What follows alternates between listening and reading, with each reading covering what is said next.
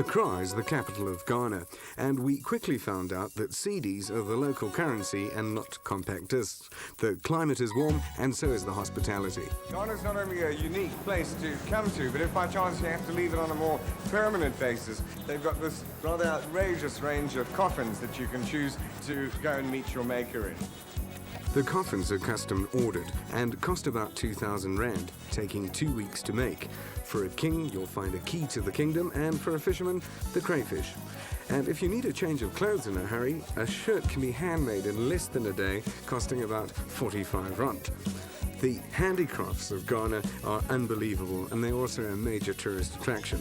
This famous cloth is woven in several little rural villages deep in the countryside of the Ashanti region. The people of Ghana are incredibly industrious, and everywhere we've been, we just see so many home industries. We're here in the small factory where they make this kente cloth, and it's believed that a couple of 100 years back, 2 men watched a spider weaving his web, and that's how they got the idea for it. For nearly 300 years, the mystical kente cloth has been woven here. The weavers are families who've produced this well-known fabric for generations, passing the tradition from father to son. Women, however, are not allowed to weave because they're not allowed to wear the pants, which are sort of obviously necessary for the job. Patterns are symbolic of various themes, and the narrow strips are often sewn together to make one large piece. The complexity of pattern indicates the age of the weaver. The simpler the style, the younger the artist. And this is not a bowl of glue vine, it is in fact dye made from plant bark, and it's used in another ancient handicraft, the printing of a dinkra cloth. All of the printing stamps are homemade, and the artistry of each of the printers is absolutely incredible. He uses a number of symbols, and each of them have deep significance to African culture. For instance, those that you can see in the right-hand corner are the Siamese crocodiles, and their legend suggests that we should all help each other. Different colors and combinations are used for a variety of ceremonies, from funerals to festivals. And the kente cloth makes a mean bow tie and shoes.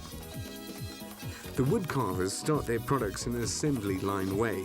Once again, lots of symbols are used. I bought a carved stool and was duly enthroned as a Ghanaian chief.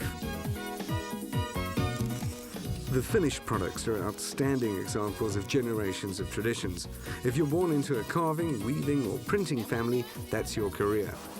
Everywhere we went, we were welcomed as brothers of the South, and English is a widely spoken language. And you don't have to worry about accommodation in Ghana either.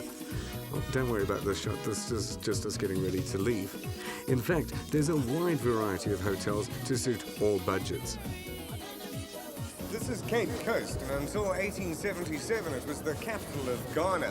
And castles like this one that we're in at the moment and some others down the coast have got a really tragic history because they were used to hold slaves before shipping them overseas.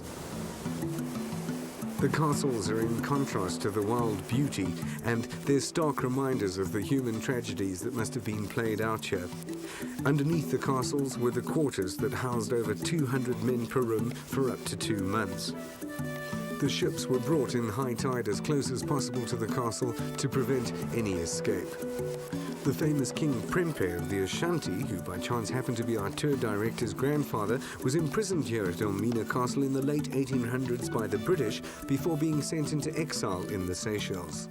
For troublesome slaves, the room of no return ensured a long, slow death by starvation and dehydration.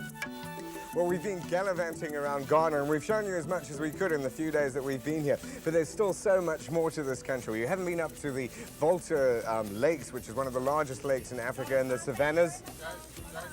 No, but we have. I could have told them so much more about it. She always does this to me.